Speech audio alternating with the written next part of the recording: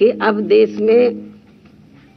लोकसभा के आम चुनाव होने का भी समय बहुत कम ही रह गया है और यदि इस चुनाव में पार्टी के लोग मेरे दिशा निर्देशों के मुताबिक चलकर व रात दिन कड़ी मेहनत करके अपनी पार्टी का बेहतर रिजल्ट ले आते हैं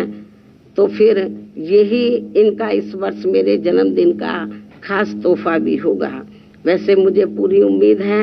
कि पार्टी के सभी लोग अपने तन मन धन की पूरी ऊर्जा, शक्ति, एकजुटता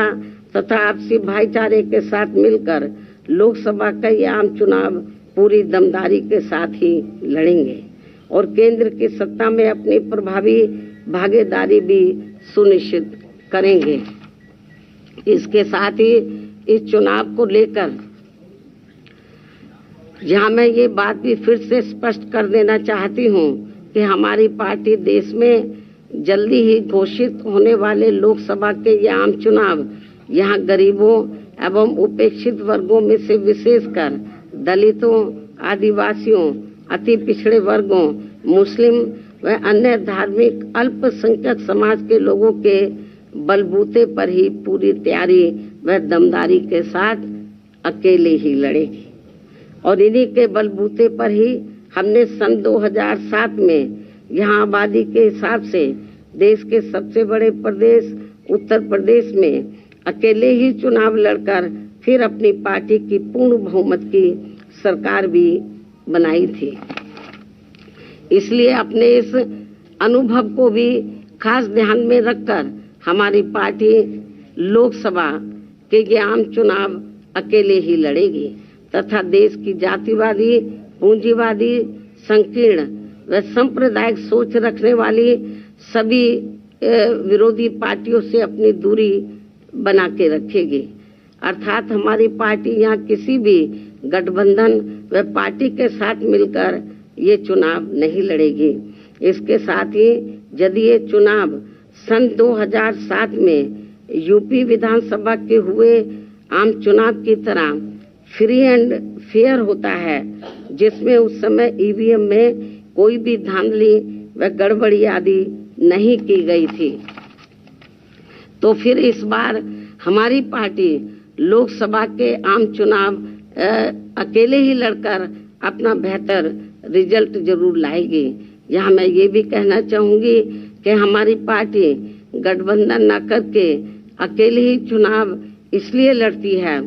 क्योंकि इस पार्टी का सर्वोच्च नेतृत्व एक दलित के हाथ में है जिनके प्रति अधिकांश पार्टियों की जातिवादी मानसिकता अभी तक भी नहीं बदली है। यही मुख्य वजह है कि गठबंधन करके चुनाव लड़ने में बीएसपी का वोट तो गठबंधन से जुड़ी पार्टी को पूरा चला जाता है लेकिन उनका अपना बेस वोट वह विशेषकर अपर कास्ट समाज का वोट बीएसपी को ट्रांसफर नहीं हो पाता है और इसके कुछ खास उदाहरण ये हैं कि यहाँ यूपी में सन 1993 में हुए विधानसभा के आम चुनाव सपा से गठबंधन करके लड़ने से बीएसपी की केवल 67 सीटें ही जीत कर आई थी जबकि सपा को इसका ज्यादा लाभ पहुंचा था। उसके बाद सन 1996 में बीएसपी ने यूपी में हुए विधानसभा का आम चुनाव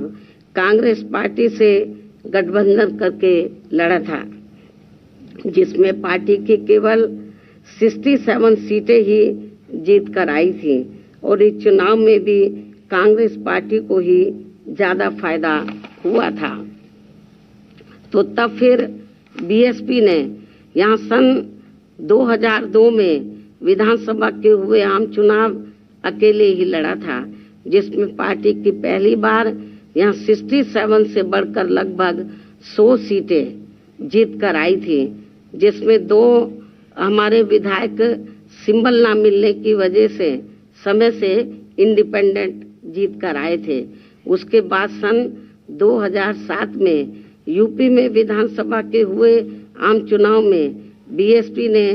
फिर से अकेले चुनाव लड़कर यहाँ अपनी पूर्ण बहुमत की सरकार भी बना ली थी जबकि उस समय ये चुनाव ईवीएम से ही हुआ था जिसमें शुरू में कोई धांधली व बेईमानी आदि नहीं हो पाई थी। साथ ही यहाँ लोकसभा आम चुनाव में व देश के अन्य राज्यों में भी अकेले चुनाव लड़कर खासकर वोट प्रतिशत के हिसाब से पार्टी की काफी अच्छी स्थिति रही है। लेकिन पिछले कुछ वर्षों से अब हर चुनाव में ईवीएम में काफी धांधली व बेईमानी आदि हो रही है। ऐसी ये आम धारणा है, जिसकी खास वजह से अब हमारी पार्टी को भी यूपी सहित पूरे देश में काफी कुछ नुकसान हो रहा है। Subscribe our channel for latest news and updates, and don't forget to press bell icon for latest notifications.